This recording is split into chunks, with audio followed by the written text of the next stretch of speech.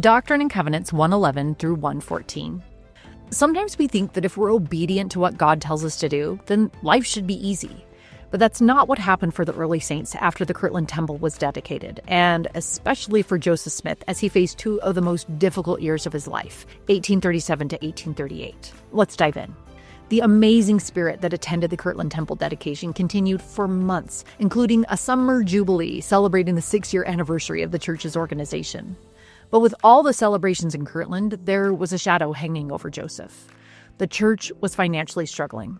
Building the temple had cost more than they could afford, as had relocating saints, buying land in Missouri and Ohio, sending Zion's camp, and helping people who'd been driven from their homes. The church had also lost income from church-run businesses and independents that had been destroyed by mobs. Joseph felt incredibly weighed down by it all. The Lord had told the saints 2 years previously to get out of debt, and Joseph was trying to find a solution. That's when he met a man named Jonathan Burgess.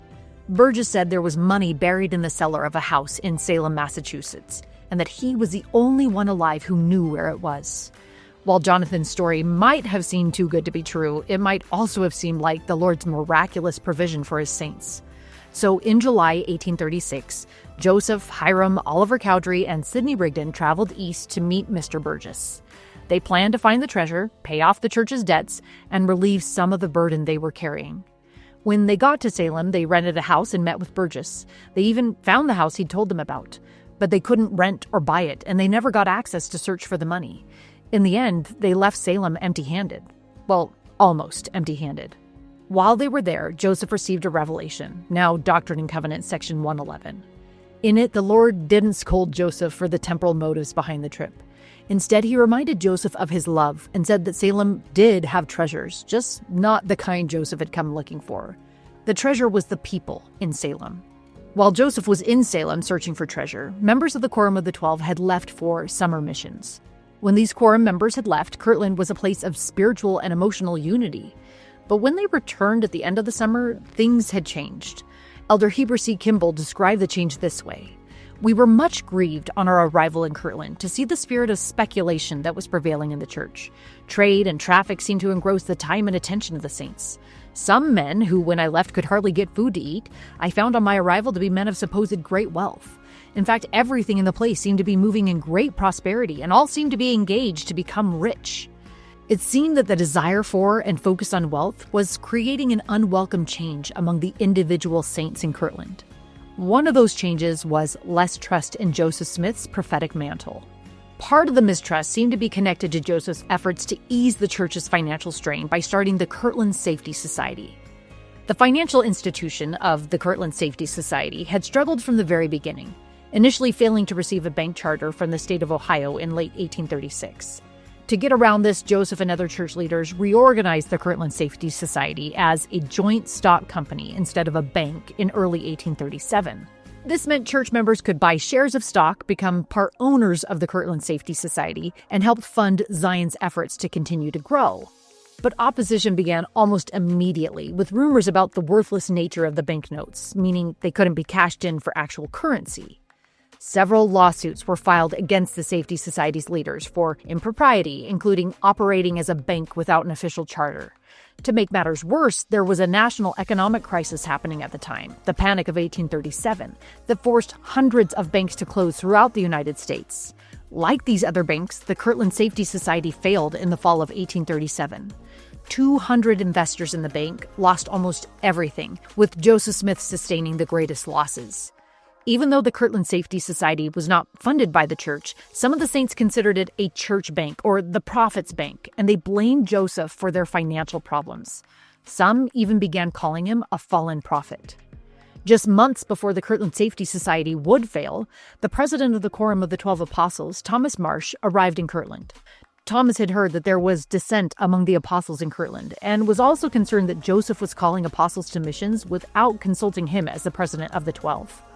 Upon Thomas's arrival in Kirtland, he immediately began to assess the damage and what he could do to restore harmony. He went to Joseph to clear the air, talk out the issues, and determine next steps. In response to this meeting, Joseph received the revelation in Doctrine and Covenants 112. In the revelation, the Lord reaffirmed Brother Marsh's position and calling. But he also warned him against pride and apostasy, a message Brother Marsh very much needed during future trials. But while Joseph and Thomas were at peace, other members of the Quorum of the 12 were murmuring and dissatisfied. In fact, while Joseph was away on business during the summer, his father, Joseph Smith Sr., presided over a meeting in the Kirtland Temple. He spoke vehemently in defense of his son. As he spoke, Warren Parrish demanded to speak. Even though Joseph Sr. tried to quiet him, Warren forced his way up to the stand and tried to pull Joseph Sr. away from the pulpit. Though Joseph called for Oliver Cowdery to help him, Oliver, who was not yet in open rebellion against Joseph, but was nonetheless unsupportive of Joseph's financial dealings, did nothing.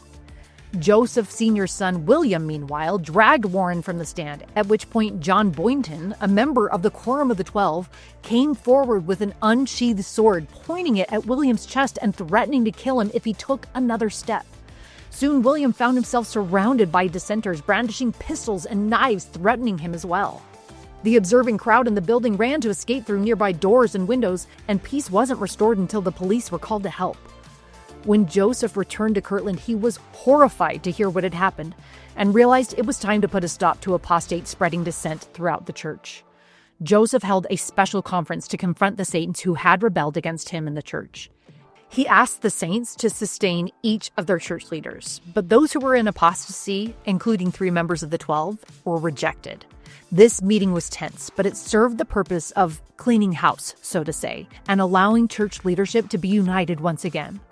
But those who left the church were not done with the church.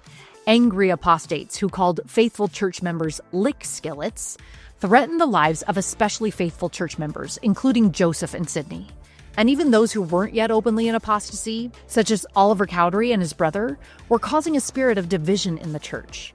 It was under these tense circumstances that the Lord revealed to Joseph and Sidney that their work in Ohio was done. And so, leaving their beloved temple just 2 years after it was dedicated, they moved with their families to far west Missouri. While this must have been a sobering and sorrowful time for them, the move afforded them greater distance emotionally and physically from the upheaval in Kirtland. It was there in Far West, with less conflict and more peace, that Joseph began recording questions and answers about Isaiah, especially chapter 11. These became section 113. Later that year, Joseph received section 114, a revelation directed to David W. Patton, an apostle serving as part of the temporary presidency in Missouri. The Lord told David to settle his affairs and prepare for a mission the following spring. David began preparing in earnest, but unfortunately, he never made it on this mission. In October 1838, he was wounded in a battle with Missouri militia and died from his injuries. He became one of the first martyrs of the Restoration, known by the saints as Captain Fear Not. But even with David Patton's death and leadership gaps caused by church leaders' apostasy, God kept moving the work forward. Apostles like John Taylor and Wilford Woodruff were called to fill those spots. They stepped in with faith and carried the work forward.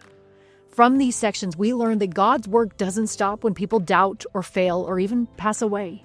Whether we're digging in the wrong cellar or letting pride get in the way or just doing our best with what we know, He keeps working with us. And that's what's happening in Come Follow Me this week.